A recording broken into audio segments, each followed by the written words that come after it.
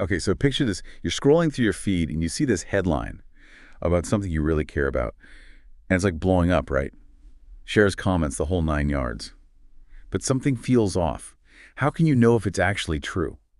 That's what we're talking about today, figuring out the truth about fake news. You know, I almost fell for a fake news story just this week. It was a tweet about a major landmark getting demolished. It even had a photo, and it was getting retweeted left and right. I was ready to hit that retweet button myself. I was so outraged. But then something told me to hold on. So I did a little digging, and guess what? It was totally made up. It's incredible how easy it is to get fooled these days. It really is a wake-up call. So let's start with like the basics. What do we even mean by fake news? It can't just be something you disagree with, right? Right, it's more than that. Yeah. Fake news is like deliberately misleading information made to look like real news, and it's meant to trick people. Sometimes it's for profit or to push a certain agenda. We're talking imposter websites, fake photos and videos, even satire that's taken out of context. It's a whole world of trickery out there. So it's not just a debate, it's intentional deception.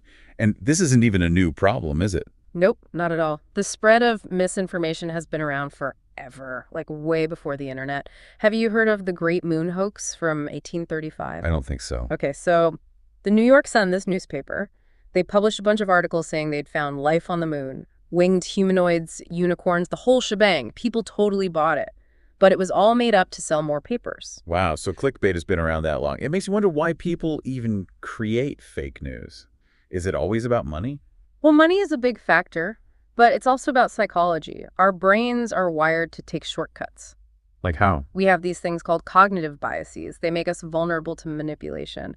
One example is confirmation bias. We tend to believe information that supports what we already think, even if it's not true. Ah, so that's why those really biased articles get so much attention. We're basically programmed to fall for them. Yeah. But how do they actually get us hooked? Emotions play a big role. Fake news uses our fears, anxieties, and even our hopes to hook us in. You ever notice how those headlines try to make you feel something strong, like anger or fear or excitement? Those strong emotions can cloud our judgment. We're more likely to share something without really thinking it through. It's classic emotional manipulation. Yeah, now that you mention it, I can see how that works. Yeah. Okay, so what can we actually do about this? How do we protect ourselves from falling for all these tricks? Well, the good news is you can build your own truth-seeking toolkit. And the first tool you need are fact-checking websites. Websites like snopesfactcheck.org and Media Bias Fact Check. They can help you sort fact from fiction. They debunk false claims and give you accurate information. No, those sound super helpful. I'll definitely be checking those out. But what about when you're just scrolling through your feed and you see something that seems a little off? Are there any quick checks you can do right then? Absolutely. First, look at the source. Check that website address. Does it look real or kind of sketchy? Is it a news organization you've heard of or something completely new? Then pay attention to the language. Is the headline super sensational or really emotional? Those can be warning signs. Wow, it's amazing how a few little clues can tell you so much. And you mentioned image manipulation earlier. Like, how do you know if a photo is real or fake?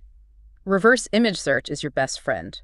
You can upload a photo to Google Images and see where else it shows up online. That can help you figure out if it's been taken out of context or even altered. So it's like being an internet detective. You can't just take everything at face value anymore. You got it. We need to become media literate. It's a skill you can develop just like learning a language. It takes practice and attention, but it's so important these days. So how do we train those media literacy muscles? Where do we even begin? It starts with realizing that we all have biases. We naturally gravitate toward information that supports our existing beliefs, even if it's not entirely accurate. That's why it's crucial to expose ourselves to diverse perspectives. Step outside of our comfort zones. Don't just stay in that echo chamber. Actively seek out information from sources that challenge your viewpoints. It can be tough, but it's so important for developing a well-rounded understanding of things. I'm realizing that this is about so much more than just spotting fake news. It's about developing that critical thinking mindset. Yeah. And being open to different viewpoints. Exactly. It's about being curious, skeptical, and engaged. And that brings us to a big part of this whole conversation. Social media. Earlier you mentioned feeling like you were almost tripped by fake news. Let's talk about that a bit more. Well, social media is where a lot of people get their news now. Yeah. But it also feels like a breeding ground for misinformation. It's definitely a double-edged sword. The algorithms that run social media are designed to keep you engaged, but they often do that by showing you content that triggers strong emotions, whether it's true or not. They feed you what they think you want to see, which creates those echo chambers where misinformation can spread like wildfire. So those algorithms are basically exploiting our biases. It's like we're fighting against a system designed to keep us hooked on information, even if that information isn't good for us. So how can we fight back against that? Awareness is a good first step. Once you understand how those algorithms work, you can start to break free from their control. Make a conscious effort to diversify your feed. Look for information from reputable sources outside of your usual bubble. So like taking control of your social media diet. But what about when you do come across something questionable? What are some practical steps you can take to figure out if it's real or not? One of the simplest yet most effective strategies is to slow down. Instead of immediately reacting to that shocking headline or that provocative image, take a moment to pause and breathe. Give yourself a chance to step back from that initial emotional reaction and engage those critical thinking skills. Yeah, we're so used to instant gratification these days. But maybe that pause button is the most powerful tool we have. Absolutely. During that pause, ask yourself some key questions like who created this information? What's their motive? What evidence are they presenting? And does this align with what I already know? These simple questions can help you uncover potential biases or agendas. It's like putting on your skeptic's hat.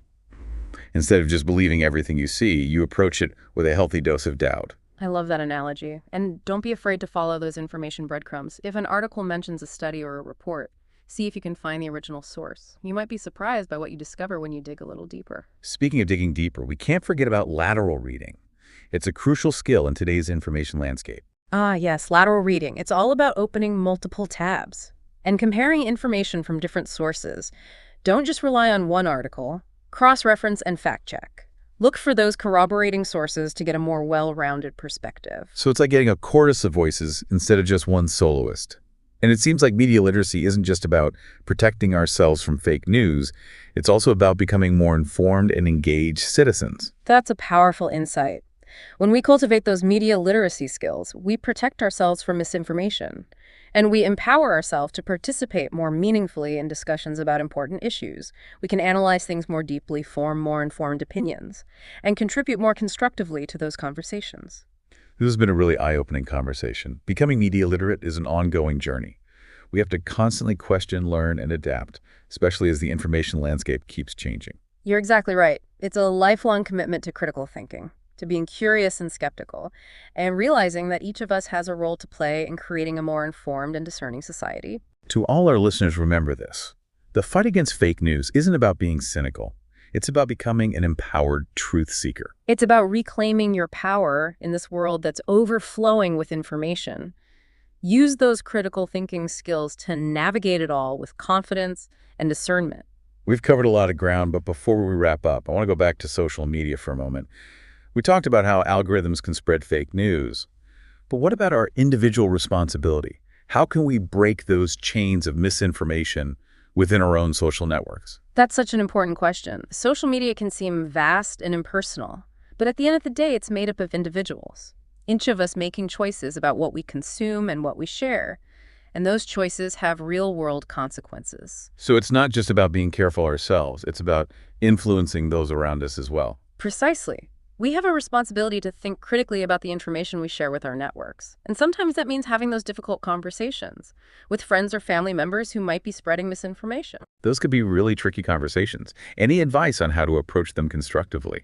It's all about the approach and the intention.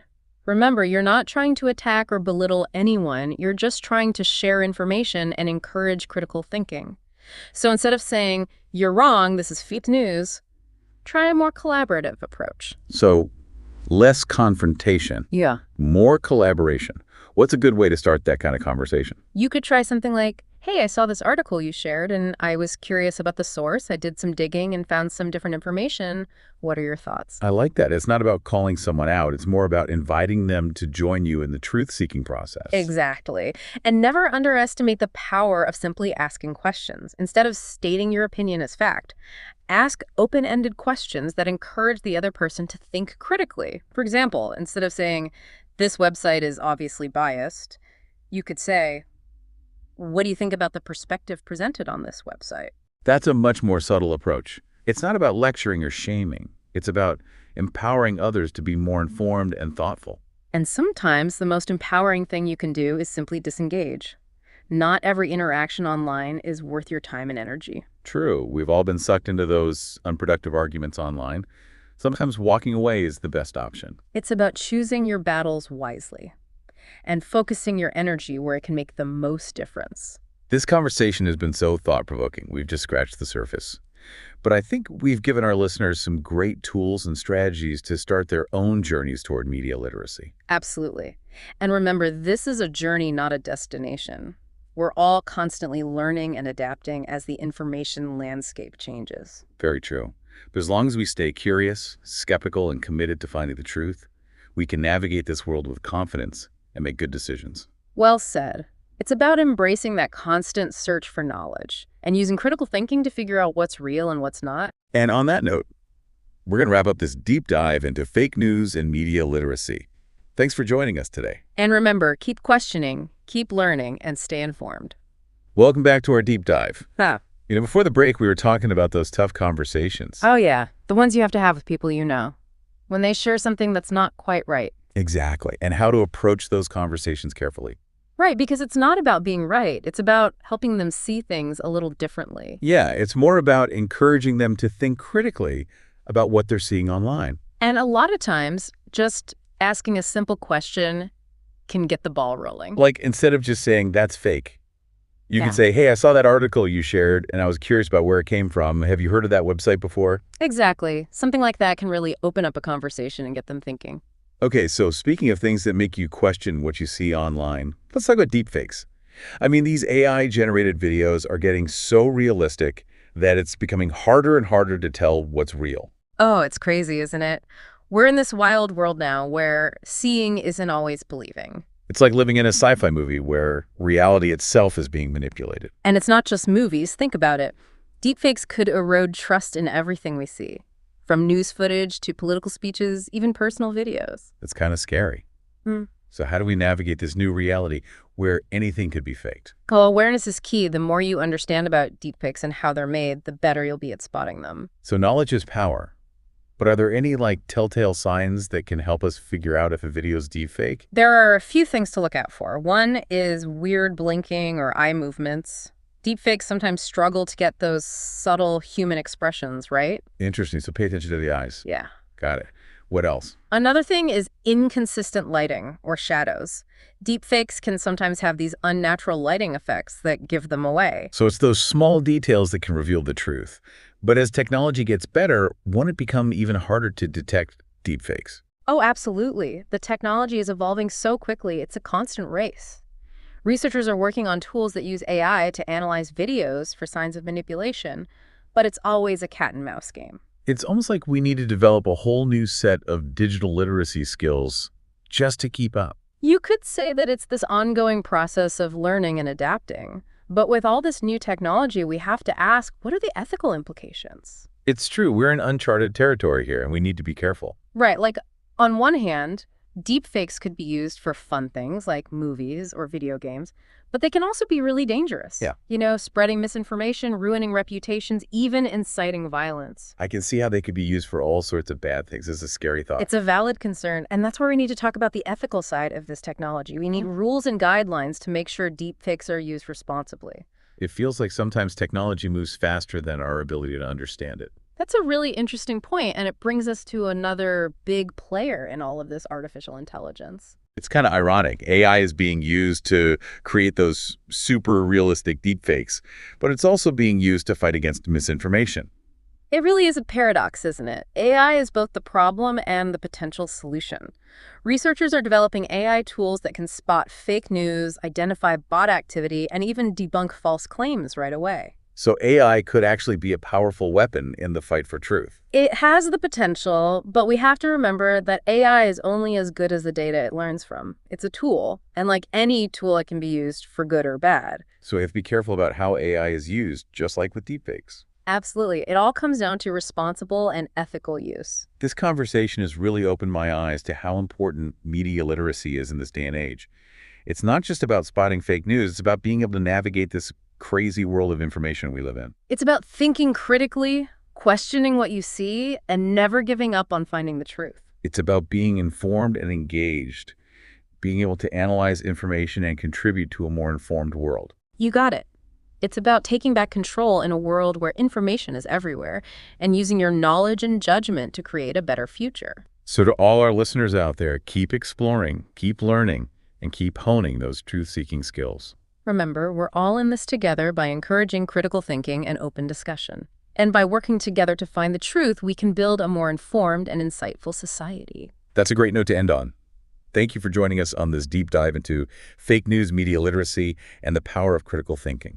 Until next time, stay curious, stay skeptical, and stay informed.